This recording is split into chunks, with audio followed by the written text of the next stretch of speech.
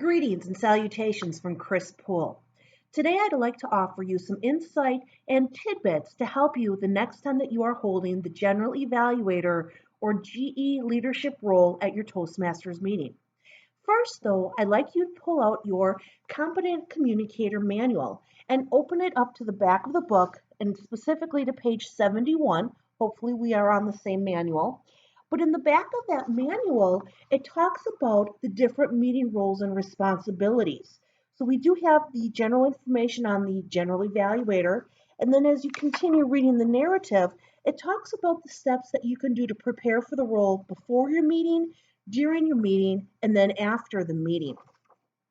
Basically, the General Evaluator sits back and evaluates and takes in everything that is happening throughout the meeting, from the time that the meeting setup begins, when the members and the guests arrive, throughout the entire meeting, and then wraps up the meeting by leading the leadership team, which consists of the timer, the counter and grammarian, and the evaluators, and then asking for guest feedback at the end of that meeting as well.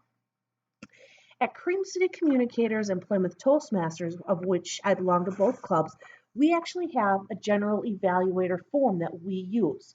We keep these forms in a booklet, and we can actually refer back to these through previous meetings, which is one tip that we can use for a new General Evaluator.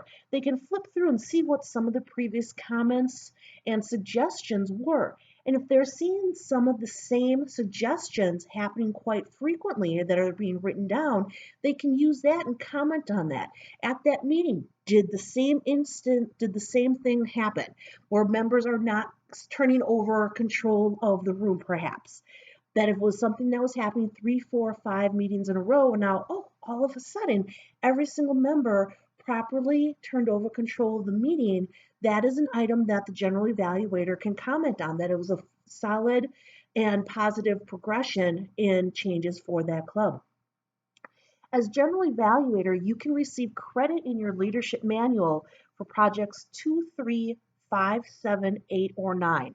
1, 2, 3, 4, 5, 6 different times you can hold the role of General Evaluator and receive credit. But the key item to remember is that every time you hold the General Evaluator role, we're not trying to teach you how to be a General Evaluator. We are trying to teach you the skills, the leadership skills that go into making a good evaluator. Are you working on your critical thinking? Are you working on your facilitation skills? Are you working on your team building skills? In your CL manual, every single one of those projects, 2, 3, 5, 7, 8, or 10, have different evaluation criteria for the General Evaluator. So that's one specific tip. Make sure that as your when you are a General Evaluator, you read the criteria of what you are being evaluated on prior to the actual meeting so that you know how to facilitate the meeting correctly in that role. The template guide that we do use, it breaks the form out into several different sections, and it kind of breaks it out by the different manual objectives. So our first section is analyze the overall club meeting and comment on the quality of the feedback from the oral evaluators. This is something that's very important. Oftentimes, the General Evaluators will focus their commentary on the speakers. That is not the role of the General Evaluator. The oral evaluators are responsible to evaluate our speakers. The General Evaluator is to evaluate the oral evaluators' evaluation of the speakers. Are we using that PEZ method or the sandwich technique? Are our oral evaluators giving specific comments and areas for improvement and then giving examples of how to make that improvement? If it's an advanced speaker, are the evaluators challenging that speaker? Are the evaluators focusing on the strengths of the speaker and what they should continue doing in the future because that is such a good strength of that speaker? The General Evaluator will also call on the timer for their final report of our speakers, the oral evaluations, and the table topic speakers.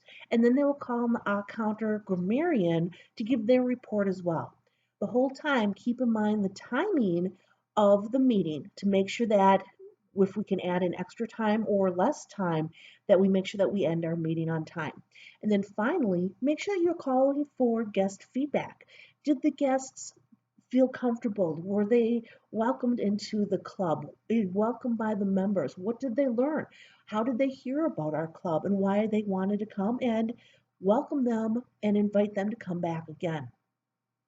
I hope that these couple of tips will help you and encourage you to step up, take on the role for the first time or an additional time, because you can always keep improving your listening, your feedback, your team building skills that you are learning as a leader.